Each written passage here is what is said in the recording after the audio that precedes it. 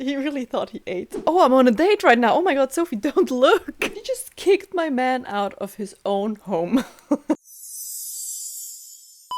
Episode 4 is called An Offer from a Gentleman, which, what an offer. Let's get into it. So we start off by Benedict and Sophie arriving back in London, which is way easier to do when there's daylight. Do they have any children? Many. Quite a few children, yes. The new job is where I live. Oopsie. I did write to a few friends, but for some reason their wives were told not to hire you. That's a nice way to put it. There must be some sort of misunderstanding. I know you, Sophie. My panties dropped to the basement. With that. They arrive at the Bridgerton house. In the books, Benedict is a little bit of an asshole and he forces Sophie to come to London and work at the Bridgerton house in close proximity to him. And that's something that he does because he wants her to be his mistress. He thinks that at some point he's gonna wear her down. That's literally what he was thinking when he came to that conclusion. Safe to say, I do enjoy this change from the book. A lot. They kind of put it in there where Benedict's like, well, you kind of don't have another option, right? I'm only trying to help, especially as it seems you do not have another option. Nobody wants Sophie to work for them because Araminta, as she said, and you will never work again in Mayfair.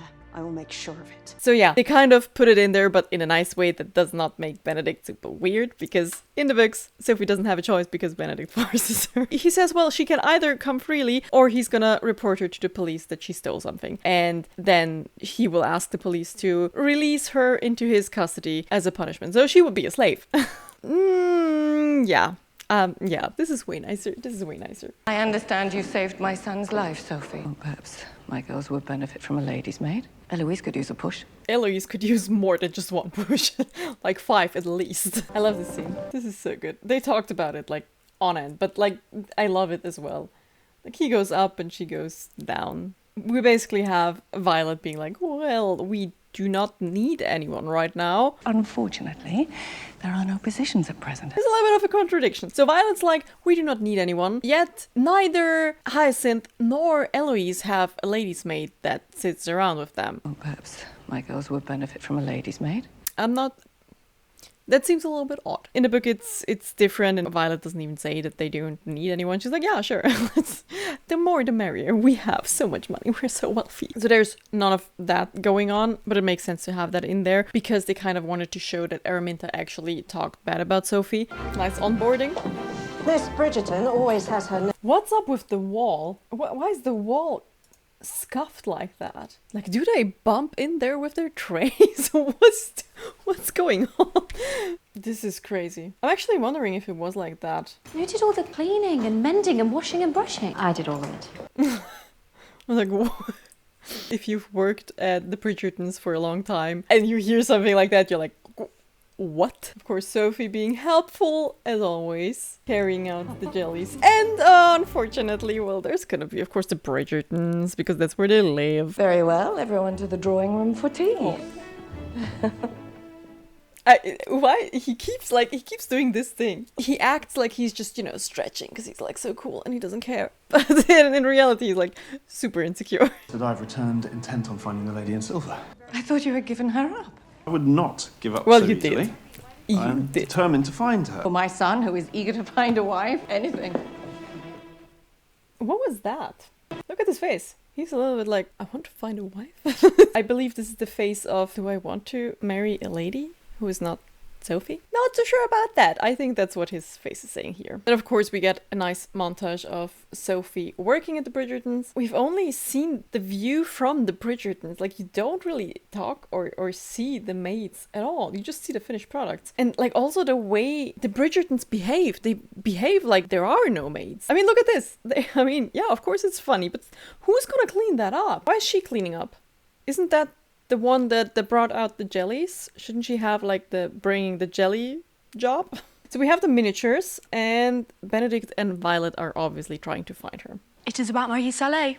She is famed for inventing her own steps. I I have read the book. I think they tried to do something they had in the book. Violet asks Sophie to have tea with the whole family when they're having informal tea. Sophie always has something with her to mend, so it's not like she's not doing anything, but she takes tea with them, and that happens regularly, like very regular. And then after a while, she grows more comfortable, and then she throws in some comments. And I think that's what they tried to do here as well. Like the first time throwing in a comment, and she's like, oh, that's not my place to do that, but I just did. Anyway, that's the backstory from the book.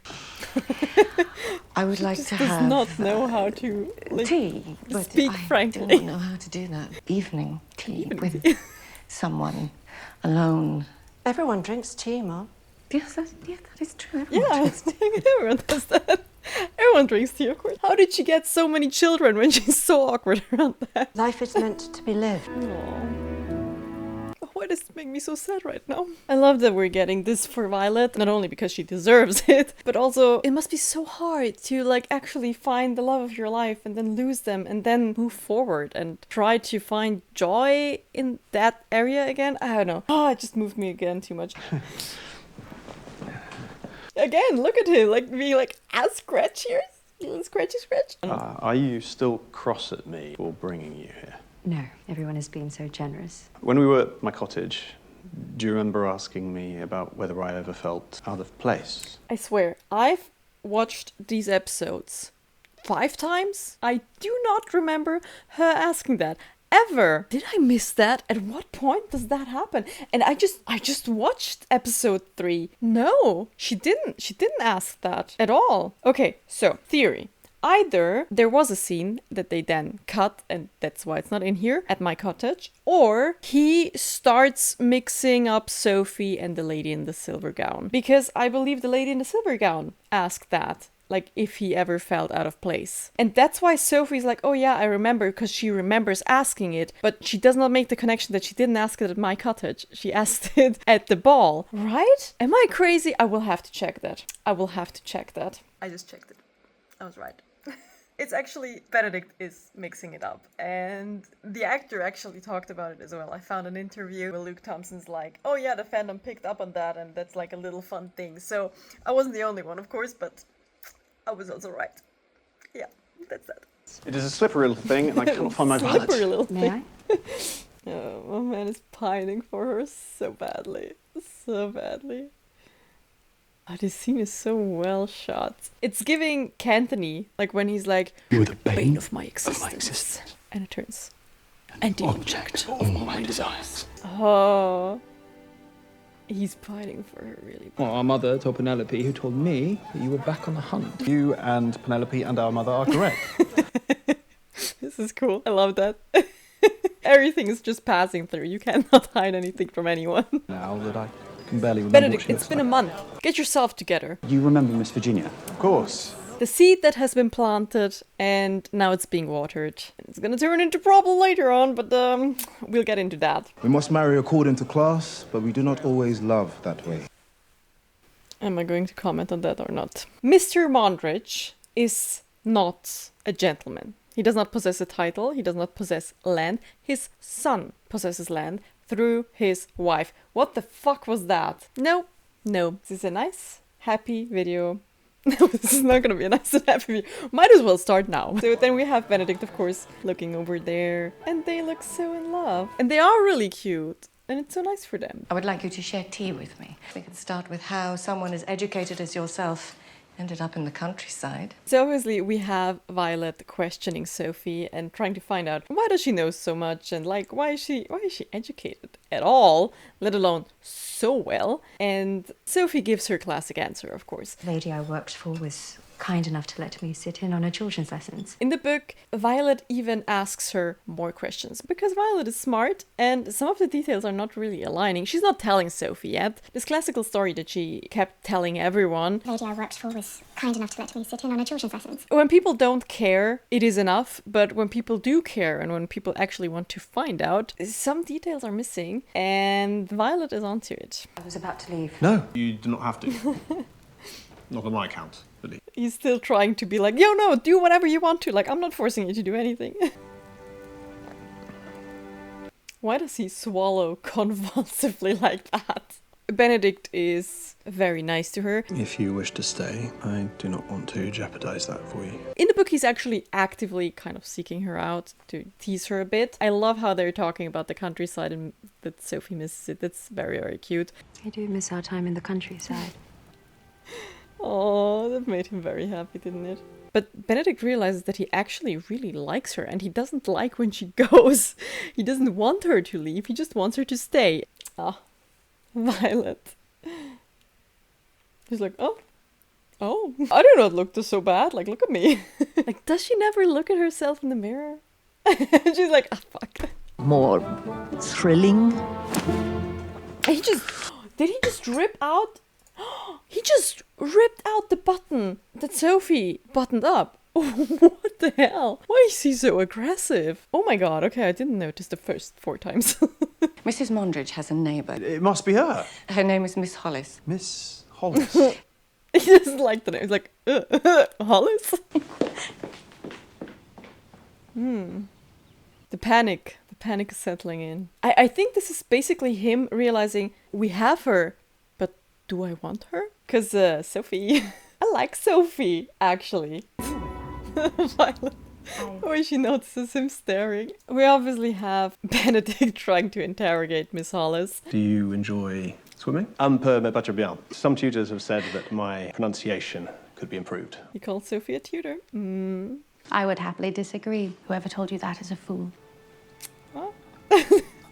The way he's just... I love Benedict's facial expressions. Like, that's just me. When I'm like, I can listen and not judge, and then my face while judging. Well, obviously judging. But he doesn't like that. Like, nobody says that about Sophie. Not in his presence. And then Sophie walks in. And, you know, him just being the way he is, a little bit weird, a little bit awkward, and just having absolutely zero control of his facial expressions, it seems. He's like, oh, Sophie, oh hi, Sophie, oh hi. And then it's like, oh fuck, oh shit, oh I'm on a date right now, oh my god, Sophie, don't look. He is literally like this far away from a panic attack, look at him. No more for me. Oh, damn it! He gets burnt, and rightfully so. Like, why the heck would you have a date come into the house where Sophie is working? Could you not have done that somewhere else?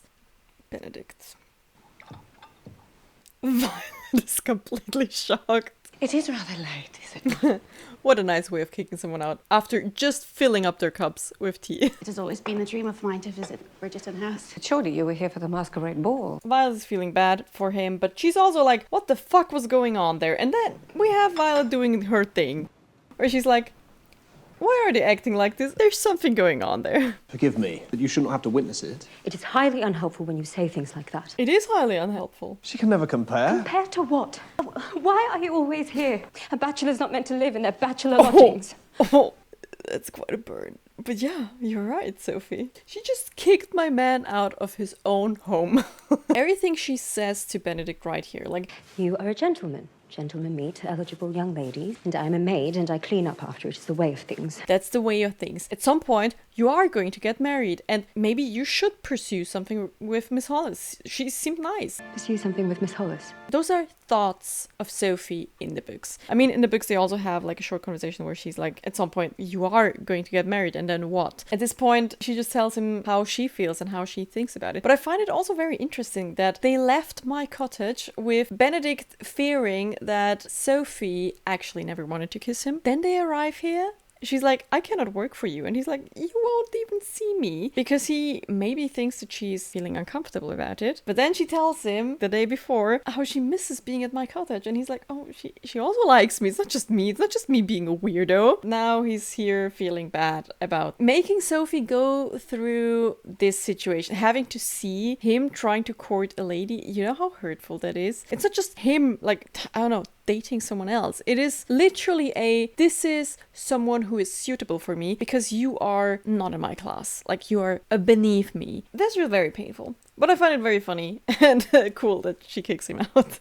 In the books, that doesn't happen. She doesn't kick him out. There is a point in time where he stops coming to Bridgerton House because things happen between them. Also part 2 territory. But I really like this edition. I am sorry that Miss Hollis is not your lady in silver. This little pep talk from Violet is very cute, where she's like, you know, Benedict, you have probably made her into like this amazing, perfect person that she might not even be. You have seen her one evening for like how long? An hour? You can only chase the imagined. You should stop chasing a dream and start living in reality. Reality is where love grows. I know it's a nice pep talk and it's all fine and dandy, but it's been like a month. Okay, maybe at this point it's been 2 months. Okay, it's been 2 months. But at this point, he has already given up the search twice. In the beginning, he stopped searching for her, and now one more time he was like, okay, that's enough. I don't know. I feel like if you really want something, you should put in more effort. And that's why I have like a slightly bad taste because of that. I do understand that they're not gonna do a 1 or 2 year time jump. I understand that. They could have done it in a different way. They could have built it up over the seasons and have them meet at the beginning or something of last season and then have him search during the last season and not find her. I'm just complaining on a high level. I gotta say, this season is really great. I'm complaining on a high level. Okay, so I'm gonna shut up now. Then we of course have Benedict drawing again, and it's Sophie. It's not just Sophie, it's Sophie in Anthony's books. Anthony's gonna come back and open up his workbooks and he's gonna see the maid in there. Benedict has drawn the lady in silver and her face and all that, and he's drawn Sophie. My man, how are you not noticing? How are you not noticing? Am I to understand that this means... I am the tea that you are having. This is such a great line. This is such a great line. I love that for Violet. Amazing. Sophie forgets her coin purse and Benedict just breaks into her room, I guess, and leaves the door open, which I do not understand why he did that. Why would you leave the door open? He's going downstairs and she's going upstairs. What are you... Beautiful way of writing this. And the musical choice. Bad idea? This is so good. I love it. I love it. If you wish me to leave, I will. Now you say it.